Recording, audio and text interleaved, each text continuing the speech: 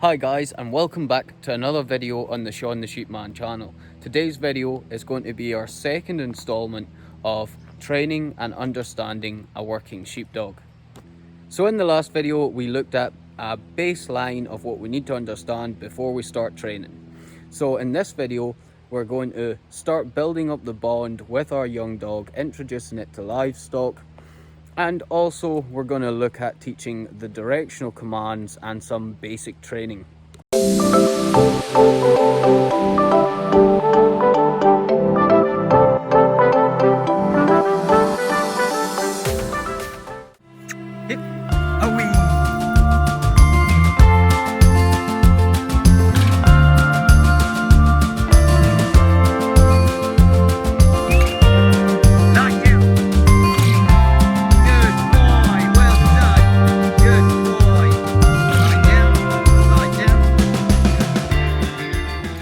So now we understand that the dog has the will to work, and that's going to be the foundations for our bond. So now we're going to start building upon that foundations, and we're going to do that by introducing the dog to the working environment. So basically what we're going to start doing with our young puppy or young dog is taking it out to work with us, riding around on the bike with it, just generally taking it out in general and getting it used to being in the working environment, around the farm, around livestock. Now we want to bear in mind at this point, a puppy does need lots of rest. It can't be out for too long, and you definitely don't want to overrun your puppy. Getting it out and about, around livestock, around you in the working environment is going to normalize the working environment for the dog. It's going to normalize being around livestock. If we take a dog out when we're ready to start training it and it's never been in the working environment before, there's a lot of stuff going on, a lot of stimulus, and the dog is just going to go boof straight out, and it's not going to listen to anything you're saying. So you want to get it used to the working environment before you begin training. All this time that we're taking the dog out with us, we're spending time with the dog, we're learning about the dog, the way the dog learns, and the dog's learning about us in the working environment and how we act in the working environment. So spending time with each other and getting to know each other at the same time. If you're getting stressed out or frustrated at the puppy, then it's time to take it home, because that's not the environment we want it to be in. What we'll be doing then is making herding and being out in the working environment a negative experience. We don't want that at all. We always want it to be a positive and fun experience. Once our young pup or young dog starts to get a bit older, a bit more used to being in the working environment, we're going to start letting it down to have a run, letting it follow other dogs around. And at this point, what our young dog is doing is it's going to be developing those natural instincts in a natural way. So we're not forcing it on, we're not pushing it on at this point. We're just letting it do what it wants to do, what it's comfortable doing, and letting it develop naturally. When we're putting our young pup down in these situations, we're also building trust. So we want to handpick the situations we're putting a young dog into. We want to be putting it into good situations where it's going to have fun, it's going to get a confidence boost, and it's going to bring on those natural instincts without us pushing too much. All we really have to do is give encouragement for the dog to do these things. So have to be very careful at this stage, because if we put the dog into the wrong situation, a bad situation where it's going to become overwhelmed, scared, stressed, hurt, that is the quickest way to lose your dog's trust. We're not shouting at the puppy, we're not bawling at it, we're not forcing it into a situation, because again, that is going to lose our young dog's trust.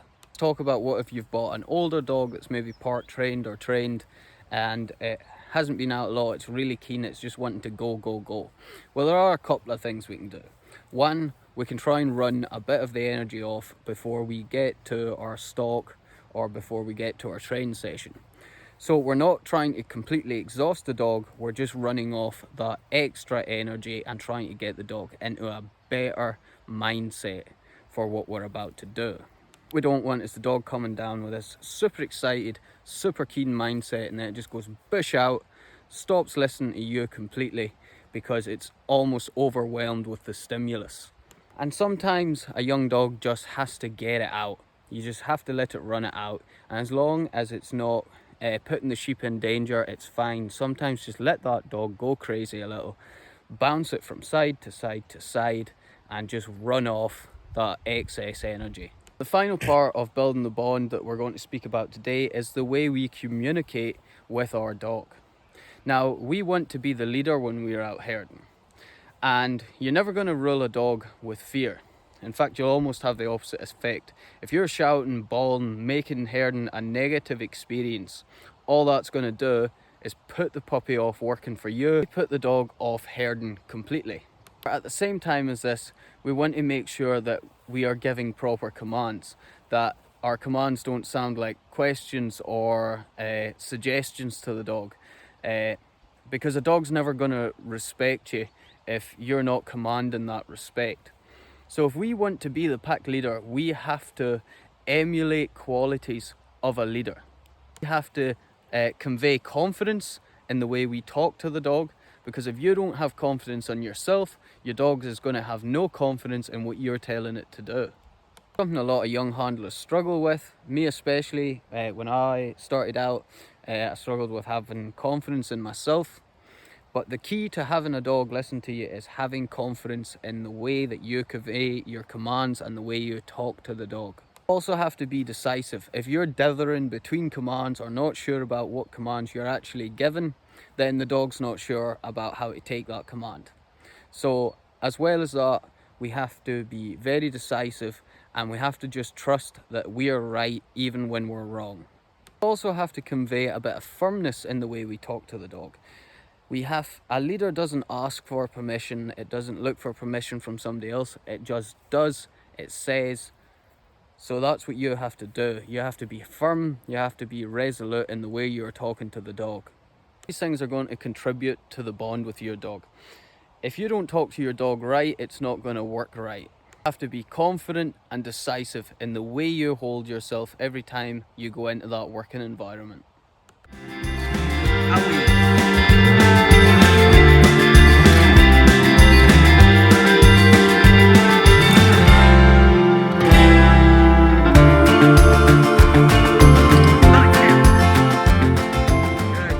Okay guys, so in the last episode we covered the lie down and the that'll do commands, which is our stop and recall.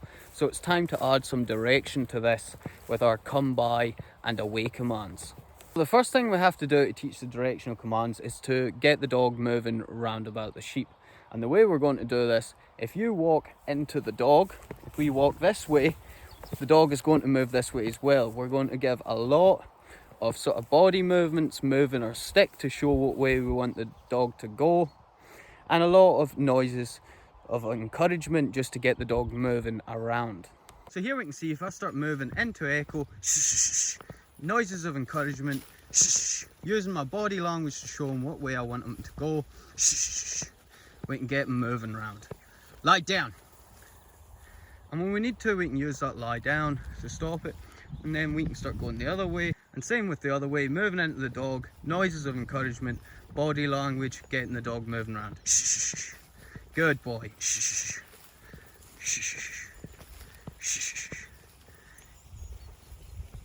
This, whatever side the dog prefers. If it prefers the driving side, we can use much slower sheep and we can walk with the dog.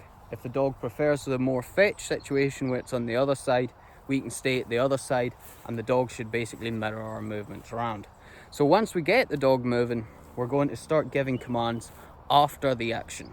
So as soon as the dog takes that action round, then we start giving our commands and building the association with the word and the action. Echo's here, I'm going to start moving into him.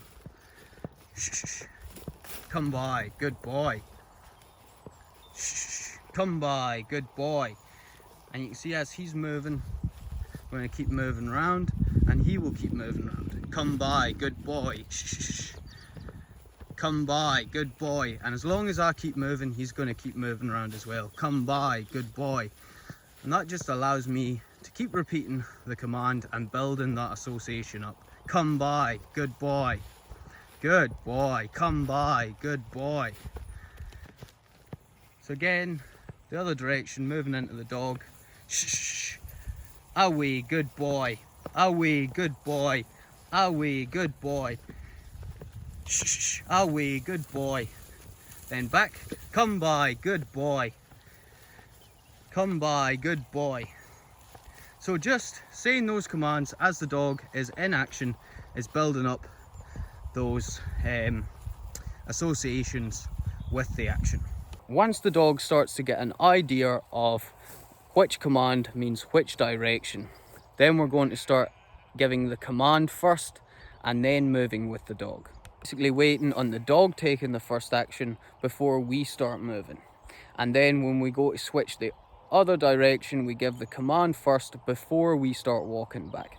So this is getting the dog used to the idea of taking the command. I'm going to give the dog the command first. I'm going to wait on it taking the command before I start to move. Come by! Then we can move. Lie down! When we give the lie down, we always stop moving. And then if you want to readjust your position afterwards, you can once the dog is stopped. Come by! And then we move again with the dog. If we want it to keep going, come by! Keep that dog going. You keep moving around. Lie down! Again, command, and then we move.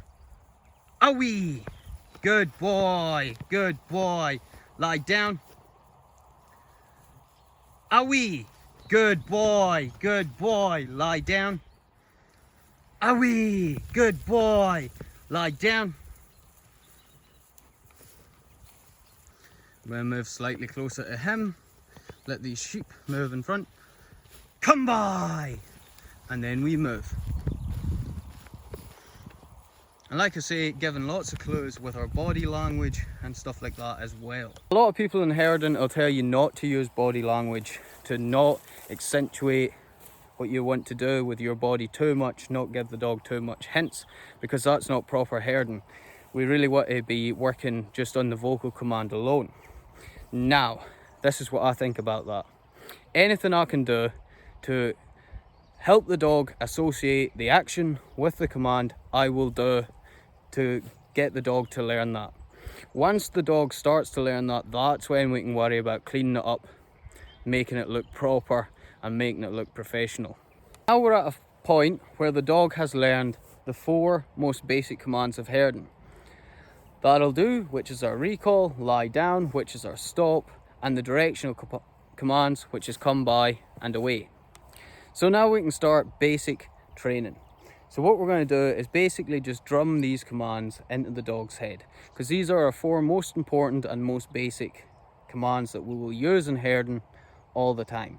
So what we want to do, keep the sheep in close and basically move the dog around using these commands as much as possible, and getting the dog to a point where it knows the commands off by heart.